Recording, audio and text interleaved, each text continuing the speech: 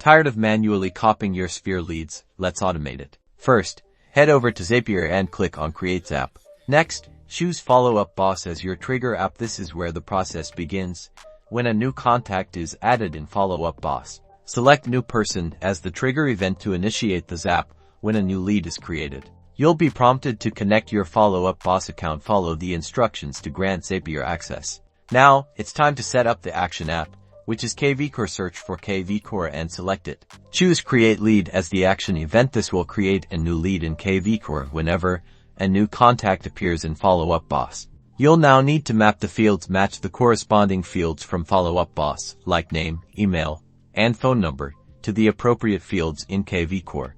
Click Test Action to send a sample lead to Kv Core and make sure everything is working correctly. Finally, turn on your Zap. Now your Sphere leads will automatically transfer from Follow Up Boss to Kv Core, saving you time and effort. Don't forget to check out the description for a link to a free trial.